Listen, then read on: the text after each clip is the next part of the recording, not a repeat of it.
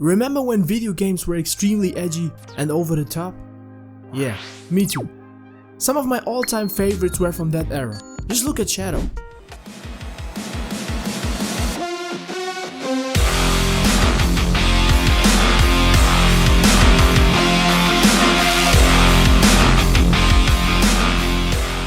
If you didn't look at this and instantly thought,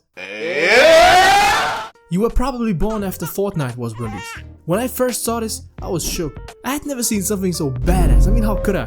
Back then, I didn't really know what the internet was. This cutscene probably had some irreversible impact on my brain chemistry for life, and I still feel it to this day. I mean, it's a cartoon hedgehog with a gun and a motorcycle. It's the epitome of badassery, the ultimate edgelord fantasy. Sega really looked at Sonic and thought, make him darker and give him guns, this will do. What's even funnier, he doesn't just run. He rides a motorcycle for no reason. He's just as fast as Sonic, but I guess motorcycles are just a lot cooler. He swears that he's visibly annoyed by Sonic. They have a sibling-like dynamic in the game. It's like when you want to go out and your mom says to take your little brother with you. Just look at Shadow in the new Sonic movie. Excuse me, why do you look like me? I don't look like you. You look like me. Why do you look like me? After that, he nonchalantly just solos Knuckles, Tails and Sonic. I think you get the idea. Games in the early 2000s were extremely edgy. Not just games, but media all in all was a lot darker than it is nowadays. Movies, shows, music, and even food. How was this only $6.99? This would be about 20 bucks today. You see, life back then really was better. I mean, this combo meal looks like it could bring me back to life. When I think about gaming in the 2000s, there's one particular thing that comes to my mind. Memory cards. Some of you might be confused, so let me explain. Before you could save your game progress on a cloud or just on your console's built-in SSD, you had to buy physical memory cards to save your game. But when I was a kid, I didn't have one of these. So I had to let my PS2 run all the time and hope that no one would turn it off. And if they did, yeah, bad luck bro. You would have to replay all of your games to get your progress back. These memory cards were the sole reason I had to replay Tekken 3 for like 100 times to unlock the whole roster again and again. Another game I had to replay like 20 times because it always froze and I hoped that I could bypass the freeze by restarting was Kingdom Hearts 2. It's probably one of my fondest memories even though I've never finished it. But when you look at this game a little closer, it's extremely edgy. The clothes, the weapons, the spiky gravity-defying hairstyles and just the overall vibe Kingdom Hearts 2 has. I think what makes this game stand out so much are the contrasts. Just look at Twilight Town, the Disney Castle and Agrabah. They're very wholesome and cozy.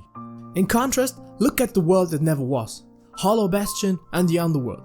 You could think these maps are from another game if it weren't for the iconic art style. One more game that stuck out like a sore thumb to me while making this video was Devil May Cry 3.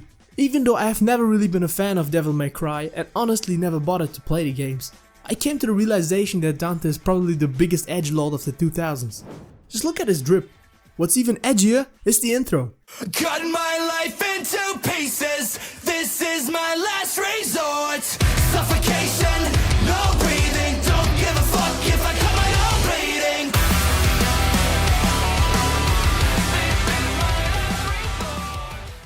The whole game is packed with pure edge. Giant castles, blood red skies and demon infested ruins. If somebody asked me how 2000s gaming looked like, I would have probably showed them this game. Even games like Pokemon introduced darker themes into their games. Just look at Pokemon Platinum. Can you spot the difference to the games nowadays? Of course. Pokemon in the 4th generation went a more dark route. Not particularly edgy, but just darker compared to what we see now. As a kid, I played a lot of Pokemon Platinum.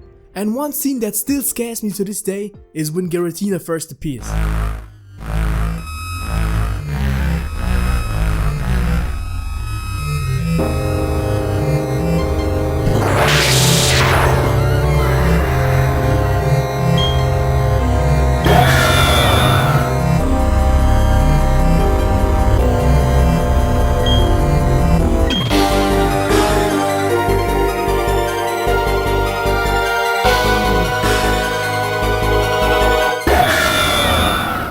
What I thought to be a little scarier is the distortion world, where you have to do like these puzzles to find Giratina. The music is very ominous, and the world doesn't really have a concept of gravity. As you clear more and more of the world, Giratina occasionally flies over your head with a heinous screech. Compared to the recent Pokemon games, and you realize the shift. But not just video games were a lot edgier than they are today. The 2000s were marked by films that explored violent, psychological and disturbing themes, often challenging moral norms and provoking thoughts about society's darker sides. Here's my top 3 movies from that era: Revenge of the Sith, The Dark Knight and Spider-Man. Yes, all very edgy movies, I know. I like these films, but there's one show that intrigued me the most from that era: The Sopranos. It was a show ahead of its time and explored an anti-hero as the protagonist before it even was a thing. Honestly, shows and games back then had way better storytelling and finesse compared to many of today's games and series.